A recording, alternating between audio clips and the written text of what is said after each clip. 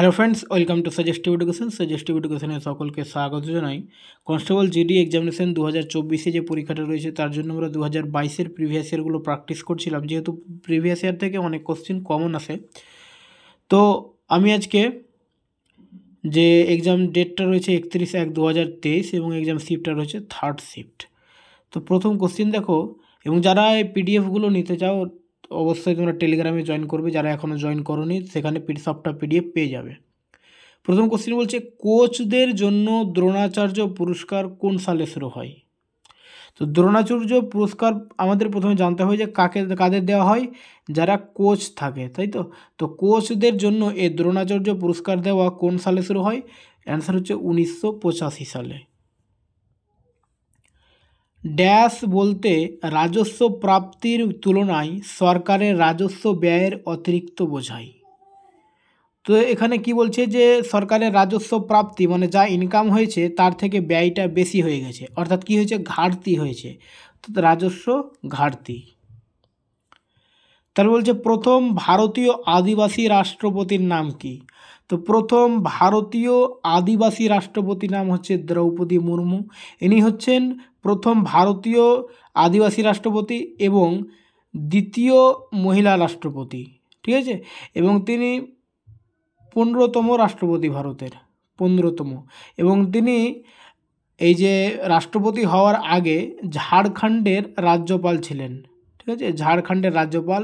এবং দ্রৌপদী মুর্মু এনার বাড়ি হচ্ছে ময়ূরভঞ্জ জেলা, ওড়িশা।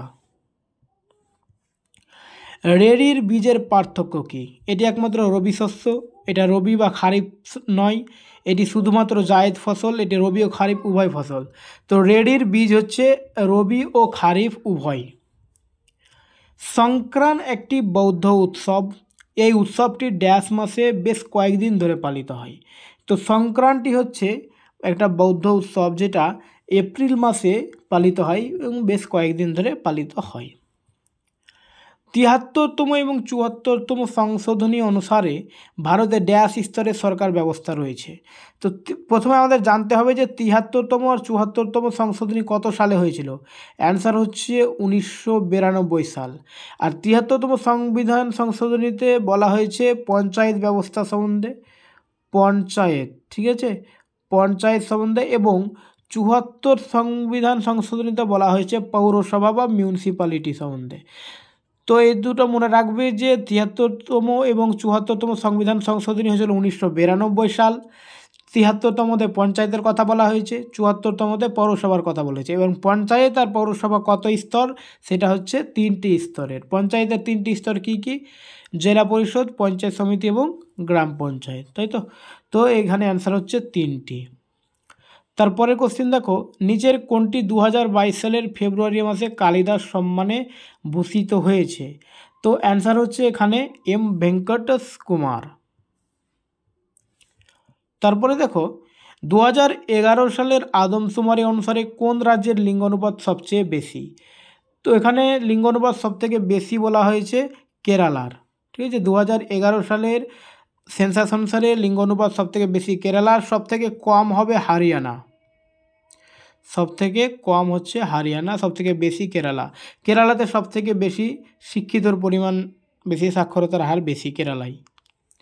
তারপরে দেখো, সেভরয় পাহাড় এবং জাবাডি পাহাড় ড্যাশে অবস্থিত।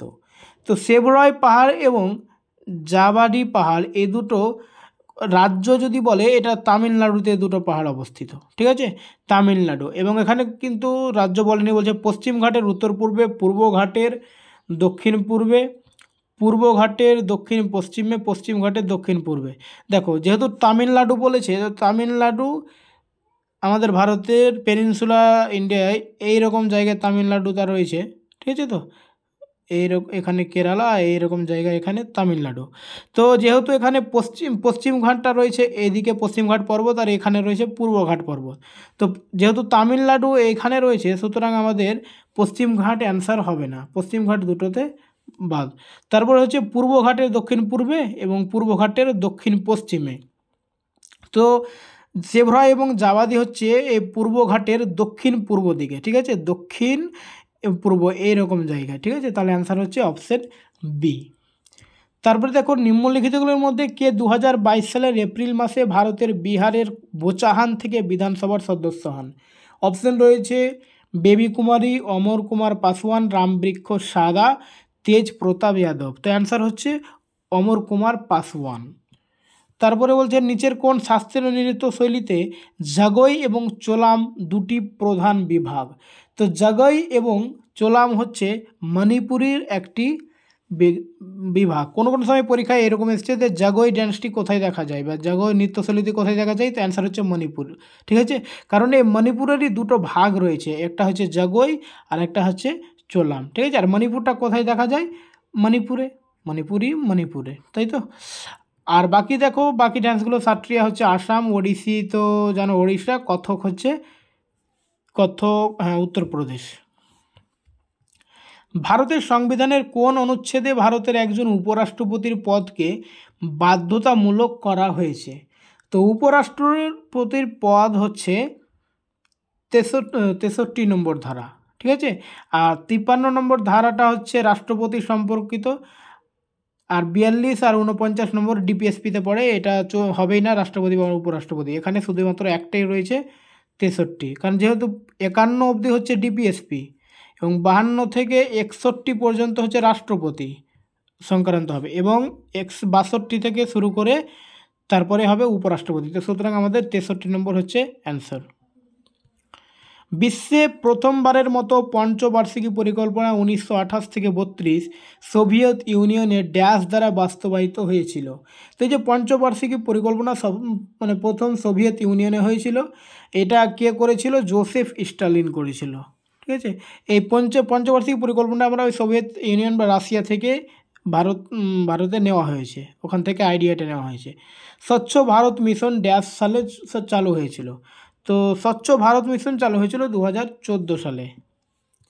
তারপর বলছে নিচের কোন বড় ঘটনাটি 1919 সালে ঘটেছিল? তো আমরা দেখি কি কি ঘটনা রয়েছে। বলছে জালিয়ানওয়ালাবাগ হত্যাকাণ্ড, এটা 1919 সাল হয়েছিল।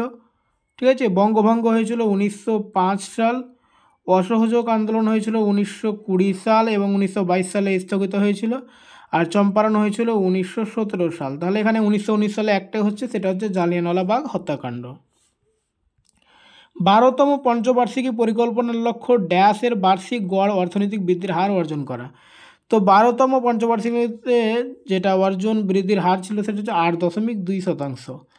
এটা একটা টার্গেট ছিল। ঠিক আছে, তারপরে বলছে যে শব্দ তরঙ্গের কম্পাঙ্ক ড্যাশ হার্জ, আচ্ছা এখানে দেখি গড় অর্থনৈতিক বৃদ্ধির হার, এটা টার্গেট ছিল না, এটা বৃদ্ধি হয়েছিল, আমি ভুল বললাম, এটা 8.2% বৃদ্ধি হয়েছিল।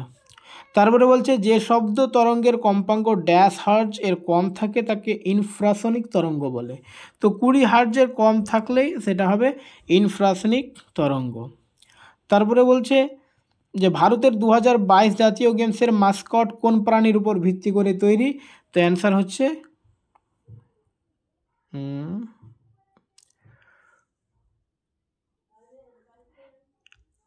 এটা হবে সিংহ। ঠিক আছে, একটু ভারতের 2022 জাতীয় গেমসের মাস্কট কোন প্রাণীর উপর ভিত্তি করে তৈরি? সিংহ।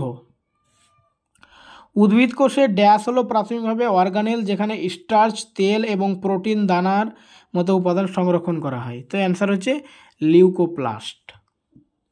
তারপরে দেখো নিচের কোন নদীর নাম ঋগ্বেদে একবারই এসেছে? তো গঙ্গার নাম ঋগ্বেদে একবারই এসেছে, সবথেকে বেশিবার এসেছে সরস্বতীর নাম। ওকে।